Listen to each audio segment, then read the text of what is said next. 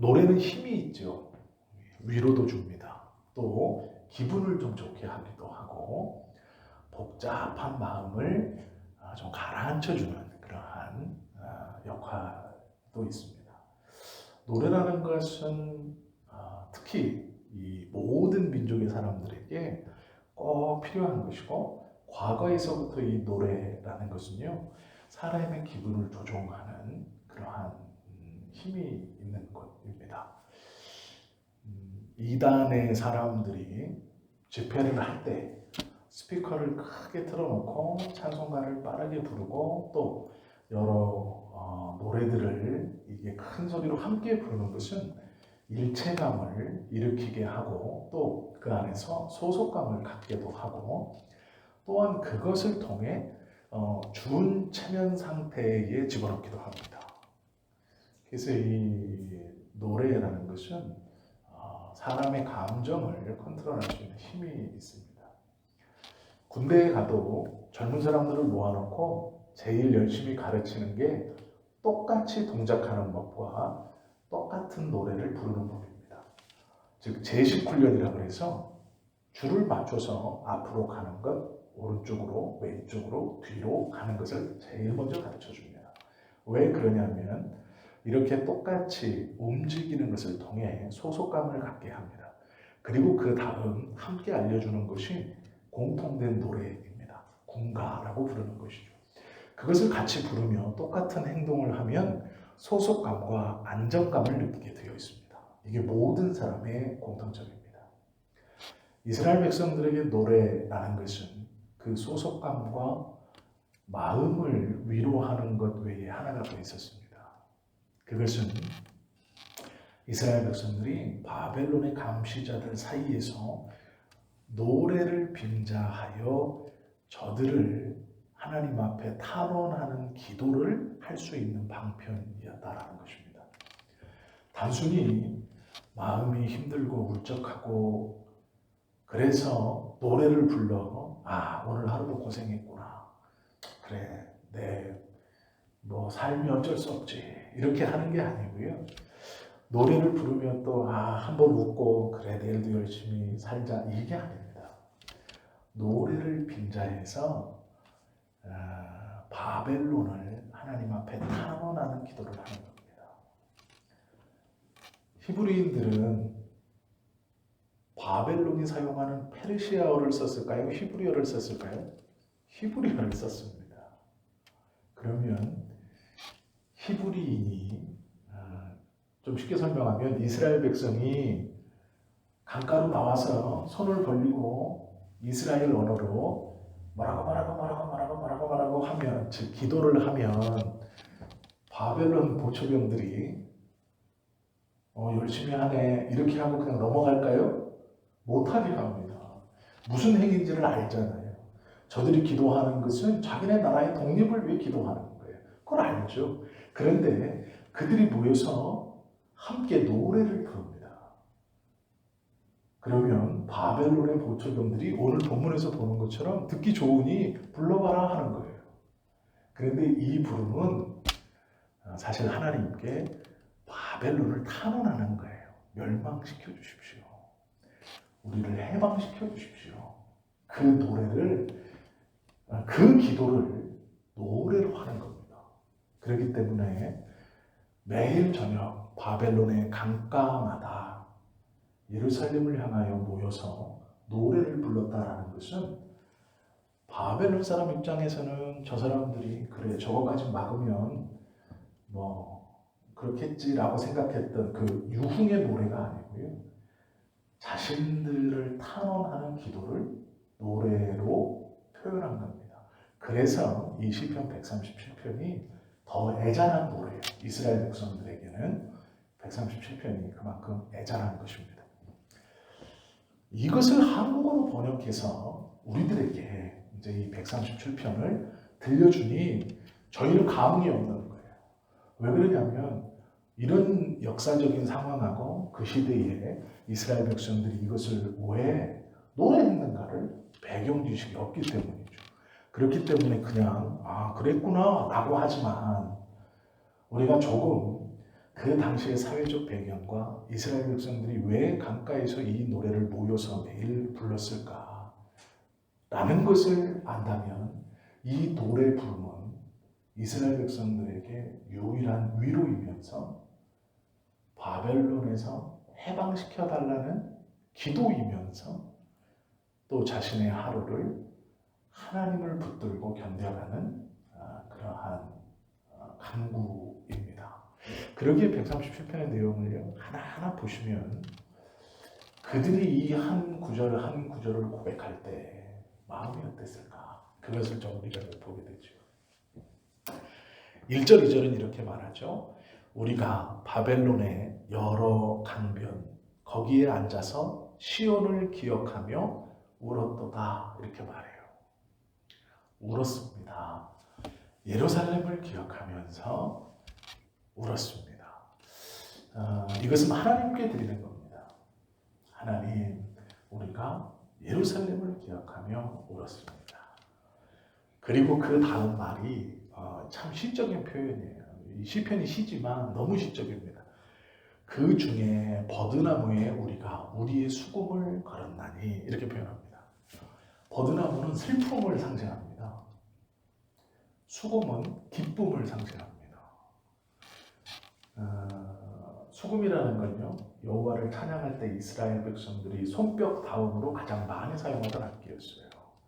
비파와 수금으로 찬양하라. 이스라엘 백성들이 고대에서부터 이스라엘뿐만 아니라 중동에 있는 여러 민족들이 이 소리나는 수금이라는 악기를 자주 애용했습니다. 그래서 이 수금은 기쁨을 상징하는 악기이고요. 버드나무는 슬픔을 상징하는 나무입니다. 그런데 이스라엘이 지금 뭐라 그러냐면 이 시인이 내가 기쁨을 상징하는 수금을 슬픔을 상징하는 버드나무에 걸었습니다. 이렇게 표현하는데 이거 얼마나 참 시적인 표현입니까? 기쁨을 슬픔에 걸었습니다. 이렇게 말하고 있어요. 슬픔을 기쁨에 걸었다라는 게 아니에요. 지금 내가 슬픈데 기쁨에 걸었습니다라는 것은 이제 내가 기뻐질 겁니다라는 뜻인데요. 내가 지금 갖고 있는 이 기쁨을 슬픔에 걸었어요. 그건 뭔가요? 내가 이스라엘을 바라보며 울었다라는 것은 하나님 앞에 기도가 시작됐어요. 그것 자체가 위로인데 곧 그 위로나 그 기쁨이 슬픔이 된 거예요. 이유가 있습니다. 왜 그러냐면 바벨론 사람들이 불러내어서 노래해봐라 이렇게 말하는 거예요. 너 그 시온의 노래를 좀 불러봐라 이렇게 말하는 거예요. 3절 4절 보세요. 내가 기쁨을 슬픔의 나무에 걸었습니다. 그 이유는 우리를 사로잡은 자가 거기서 즉 그 강가에서 우리에게 노래를 청하며 우리를 황폐하게 한 자가 기쁨을 청하고 자기들을 위하여 시온의 노래 중 하나를 노래하라 함입니다. 하나님을 찬양하고 예루살렘을 기억하며 부르는 노래를 바벨론 사람들이 자기들을 위해서 불러봐라 이렇게 말하는 거예요. 그러니 내가 주님을 찬양하며 치는 이 수금을 버드나무에 걸었습니다. 이렇게 표현하는 거예요. 얼마나 아름답습니까? 그리고 이들의 슬픔이 좀 느껴지죠. 그 다음 이렇게 고백하죠. 우리가 이방 땅에서 어찌 여호와의 노래를 부를까? 이렇게 좀 한탄하고 있죠. 이런 서름과 아픔을 가지고 그들은 예루살렘을 더 간절히 기억하며 이렇게 또 소리 지릅니다. 5절 6절입니다. 예루살렘아 내가 너를 잊을진대 내 오른손이 그의 재주를 잊을지로다. 이 말은요 우리나라 말로 하면 이제 이렇게 돼 있어서 좀 헷갈리는데 이런 뜻입니다. 내가 예루살렘을 기억할 것은 내 오른손, 즉 몸으로 익힌 이 재주를 잃어버리더라도 나는 예루살렘을 잊을 수 없습니다. 이런 뜻이에요. 즉 내가 예루살렘을 기억하는 것은 내가 몸으로 익힌 오른손의 재주를 잃어버린다 해도 그것은 잊어버리지 않습니다. 즉 예루살렘을 바라고 열망하고 소원하는 것은 그것을 잊어버리는 것보다 오른손의 재주를 잃어버리는 것이 더 빠를 겁니다. 이렇게 말하는 거예요. 예루살렘을 제일 우선으로 간절히 원한다라는 것이죠. 그 뒤에 말도 똑같습니다. 내가 예루살렘을 기억하지 아니하거나 내가 가장 즐거워하는 것보다 더 즐거워하지 아니하면, 즉 예루살렘을 기억하는 것이 내가 가장 즐거워하는 것보다 더 즐겁습니다. 이런 말입니다. 만약에 내가 예루살렘을 즐거워하는 것이 내가 이 땅에서 가장 즐거워하는 것보다 예루살렘을 즐거워하는 것이 위에 있다면, 즉 세상의 즐거움이 더 위에 있다면 내 혀가 입천장에 붙을 겁니다. 이렇게 말하는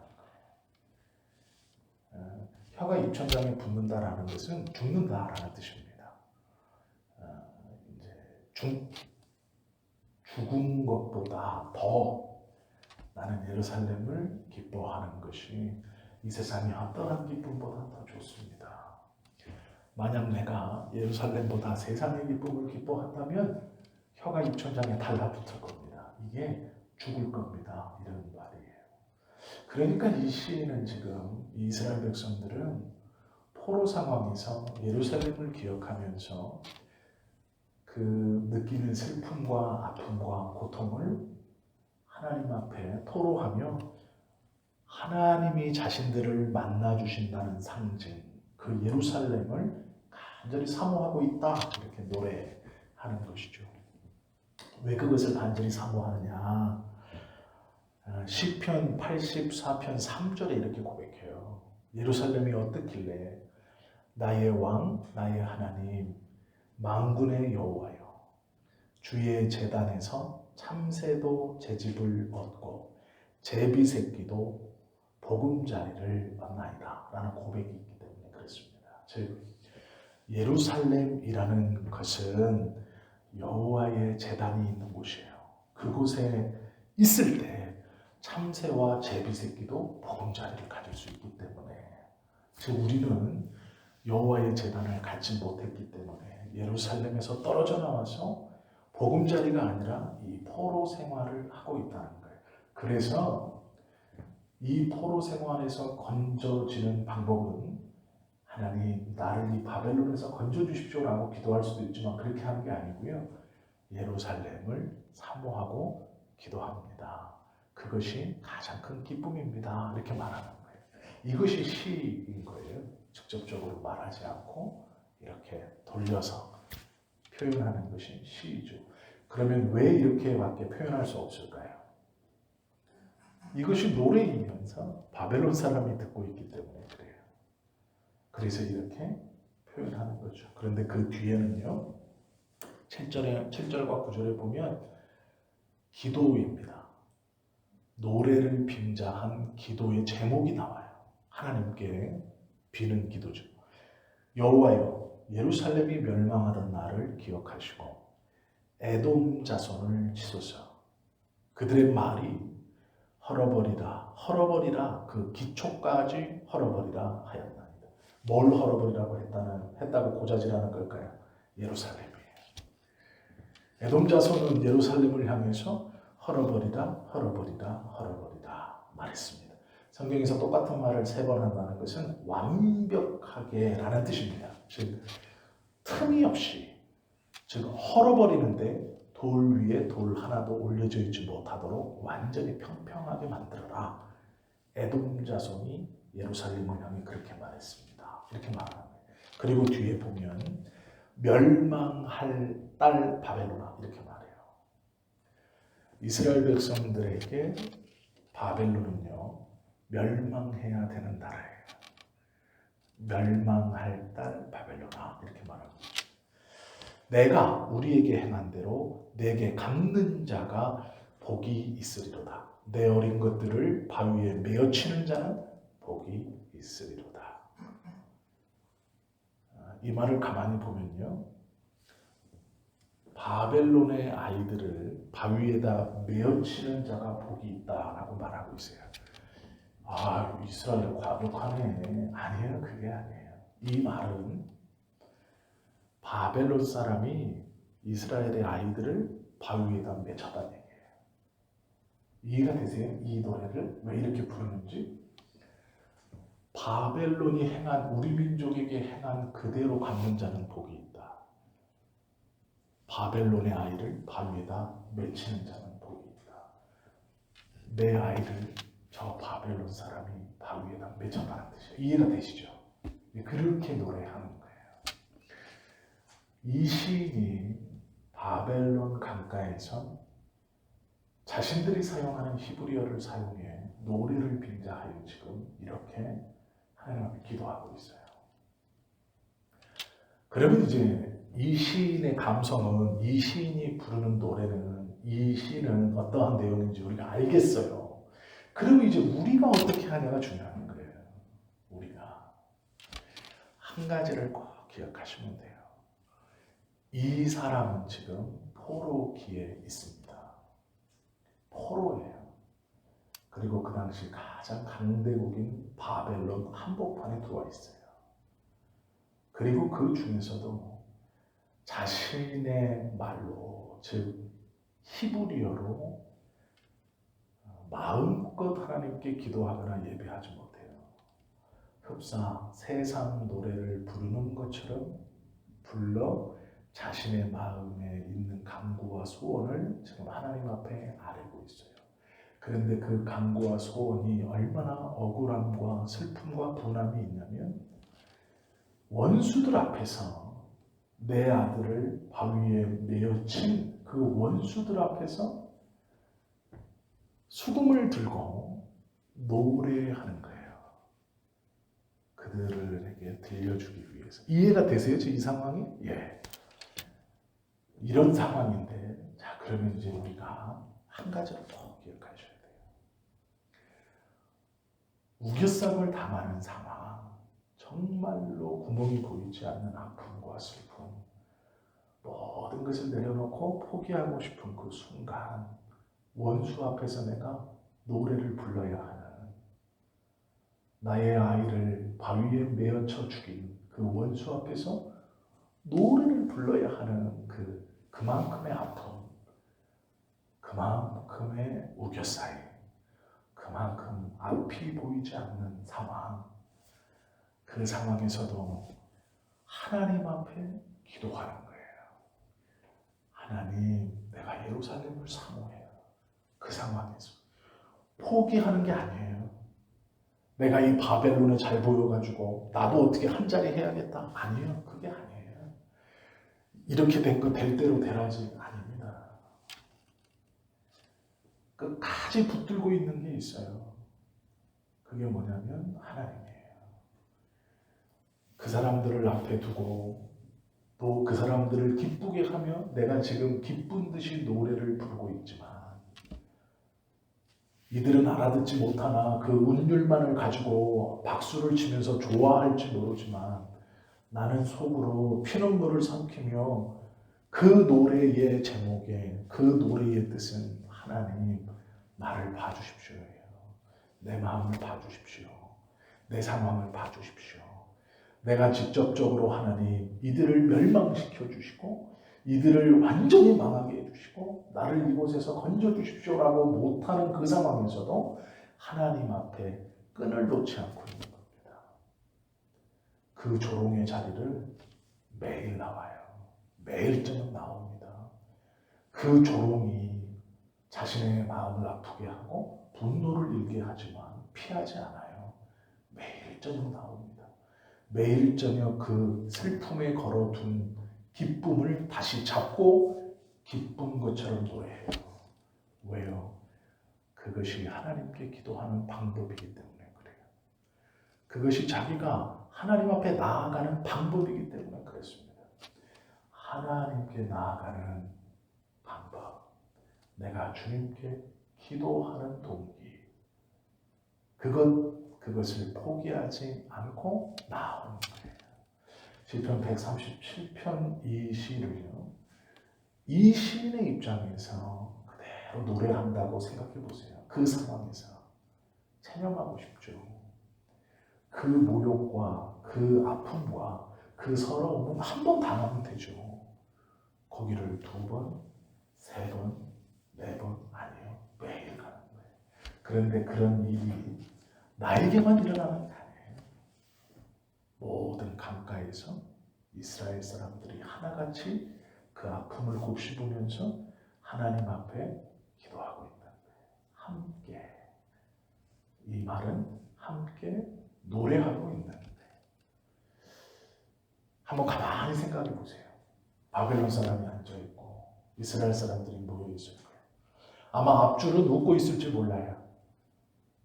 그러나 불이 환하게 밝혀지지 않은 그 저녁, 제일 앞에 있는 사람 말고 아마 뒤에 있는 사람은 눈물을 흘리면서 부르고 있을지도 모릅니다. 이것이 137편의 노래예요. 우리가 어떠한 상황에서도 하나님 앞에 기도함을 포기하지 않는 것, 주님에 대한 끈을 놓지 않고 있는 것, 그 자리가 나에게 모욕이고 그 자리가 나에게 슬픔이고 그 자리가 나에게 곤궁이라고 할지라도 그 자리에 주님께 드리는 기도가 있다면 그 자리에 나오는 거예요. 그 상황에 직면하는 겁니다. 포기하지 않는 거예요. 그 모욕이 감당할 만해서, 그 슬픔이 감당할 만해서, 아니요, 내 자식을 바위 위에다 매다 쳤는데 그게 어떻게 감당할 만한 슬픔입니까? 어떻게 시간이 지난다고 잊어질 만한 아픔이에요? 아닐 겁니다. 그러나 나가는 거예요. 왜요? 주님을 붙들음이 그만큼 간절하기 때문에 그렇죠. 그것이 믿음입니다. 오늘 우리가 이 저녁에요, 하나님 앞에 하나하나 기도할 거예요. 그러나 우리의 마음에 이러한 끄름 없이, 이러한 간절함 없이, 그냥 하나님 금요일인데 목사님이 40분에 끝냈으니까 10분은 기도하고 가야죠. 아니면 그렇게 기도하면 응답되지 않을 겁니다. 이스라엘은 바벨론 포로기가 하루 이틀이 아니었어요. 이것을 하루 이틀 한 기도가 아닙니다. 우리가 그만한 간절함 없이 하나님 앞에 기도한다면 그건 우리의 믿음을 가지고 이렇게 살았던 믿음의 선진들을 욕먹이는 짓이에요. 부끄러운 기도입니다. 우리가 정말로 이 마음, 이 간절함을 가지고 주님 앞에 하나하나 기도할 때 하나님이 응답해 주시는 거예요. 내 안에 그만한 절실함과 간절함이 있는가? 이스라엘 백성들이 바벨론 강가에 모여서 노래를 부르며 그 마음이 어땠을까? 하나님께 드려졌던 그 간절한 기도들. 오늘 이 시간 내가 하나님 앞에 그 하나님이 정말로 나의 기도를 응답해 주신다는 확신을 갖고 있다면 그만한 간절함으로 기도하셔야 돼요. 금요일이 되었으니까 그냥 기도하러 가야지. 안 가면 좀 마음도 아니에요. 그런 정도의 수준이 아닙니다. 신앙생활은 그렇게 하는 게 아니에요. 모든 마음을 다 들여서 최선을 다해서 하는 거예요. 루터가 마지막까지 고민했던 게 그겁니다. 최선을 다했다는 걸 어떻게 알 수 있을까? 루터는 구원에 있어서 그것을 항상 고민했어요. 우리는 그런 고민 안 하지 않습니까? 구원에 있어서는 고민하지 않잖아요. 그러면 하나님께 기도함에 있어서 최선을 다한다는 건 무엇일까? 그거는 고민해봐야죠. 우리가 구원에 있어서는 주님의 선물을 받았고 구원받은 자가 하나님 앞에 기도함. 예수님도 하나님 앞에 기도하실 때 땀방울이 핏방울이 되도록 기도하셨습니다. 간절하셨어요. 매일 밤 나가셨어요. 우리에게도 그 간절함이 있어야 돼요. 그래서 그 믿음을 가지고 있는 의인의 기도는 역사함이 있다라고 말씀하시는 거예요. 그렇지 않으면요, 역사함이 없는 거예요. 시간이 지나면 내 만족으로, 아이고, 후련하네, 기도가. 그게 기도 응답이 아닙니다. 후련함은 기도 응답이 아니에요. 근데 그게 내 감정이에요. 감정이 해소예요. 억울하고 분했는데, 누가 들어주진 않고, 하나님 앞에 나와서 말했더니, 아이고, 시원하다. 그건 자기 감정의 해소입니다. 그건 기도가 아니에요. 간절함을 가지고 이 저녁에 기도하시는 우리 성도님들 다 되시고 하나님의 응답을 받아 누리는 그러한 이 시간이 되기를 예수님의 이름으로 축원합니다. 기도하겠습니다.